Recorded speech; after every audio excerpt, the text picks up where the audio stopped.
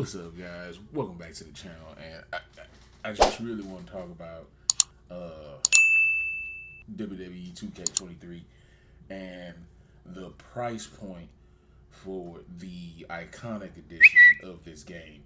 Now, for years now, we can all agree that easily forgettable or stale in some point. You buy the game.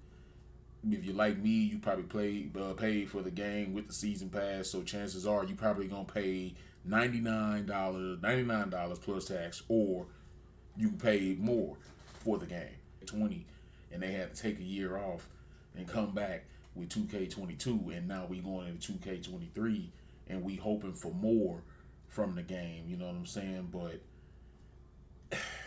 as I sit here and I think about how if things went with 2K22, how pretty much for me, one of the only two modes that interest me were My Rise and Universe mode. It's just like that was all that pretty much had for me. And then even after that, it just got stale. It's wanting to play it again, watching a little bit more wrestling. It's been good. If you watched the Royal Rumble last night, you know what I'm talking about. It's a reason to actually be interested in WWE if you're a wrestling fan. Now, if we can get that same momentum rolling on the end of the video game, you know what I'm saying, side of it, then right here and take a scroll up. And you can see that. Look at that. For the iconic edition, the price point is $119. You probably going to end up paying about $128 for a video game. One. Two, for a video game that definitely gonna launch with some issues. It's probably gonna be a little bit better than what we got last year, and then on top of that, it just remains to be seen what we're going to be getting to keep the game alive for some people. I'm not saying that not anybody's playing it, but you know, we live in a world today where people like to compete online and all that, and if you can't have stable servers that make that happen, to where it feels like it's an evil thing, we both getting a good signal, we can go in there and have a match, and there's no issues in between, such as, I don't know, lag, latency, or some kind of a fucking disconnection every now and then. A universe mode with some super deep storylines, man. Shit that you see in real WWE, some rivalries go on for 3, 6, 9, 12, even to a year long, and they don't come to an end. If the story is that good, and then the stars, the wrestlers that you're putting in there are that, I don't know, popular, because that's what one thing universe mode needs, and My Rise or whatever, maybe just universe mode. But you need a popularity filter that actually works, a ranking system that actually works. Let somebody earn themselves. You got this many wrestlers on the spot. Okay, well, if I'm working my way up the list, beating these wrestlers, that right there should put me into a title shot. Number one contenders matches, tag team matches, women's matches, all that stuff. Number one contenders spots should be something that a storyline is revolving around.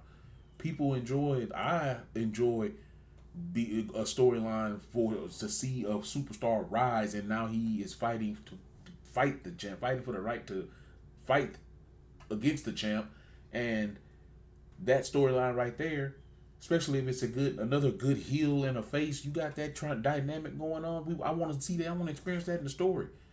I wanted my character to actually have a heat against this character. I fought him a couple times and he don't like me now because I beat him.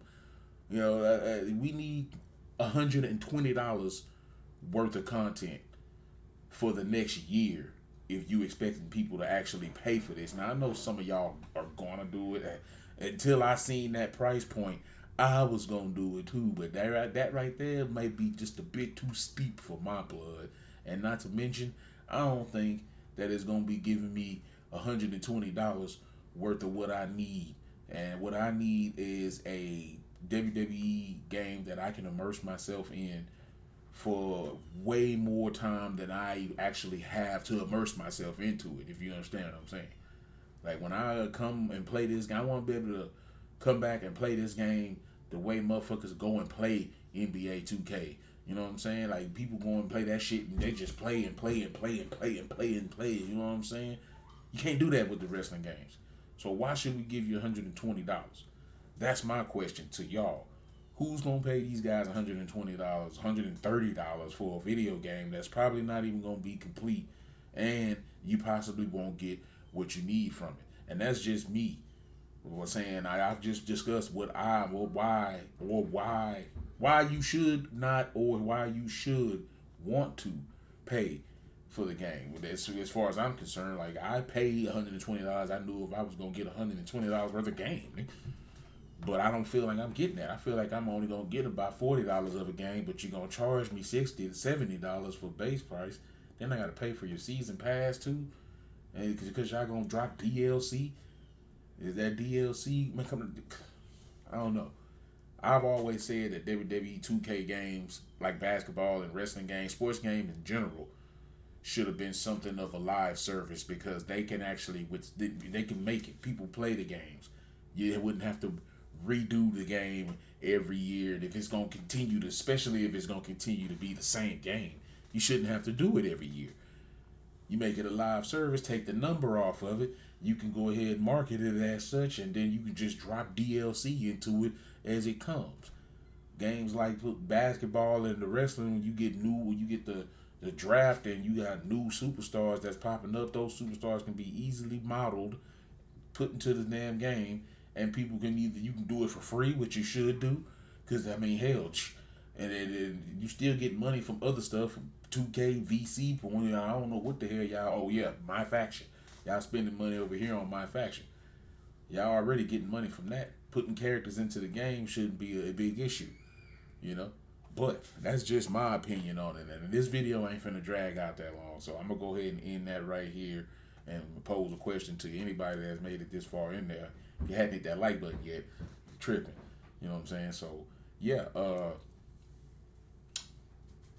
would you pay $120 for this game, knowing the way that gaming is these days, knowing what we've received in the past from 2K games in the form of wrestling games in particular?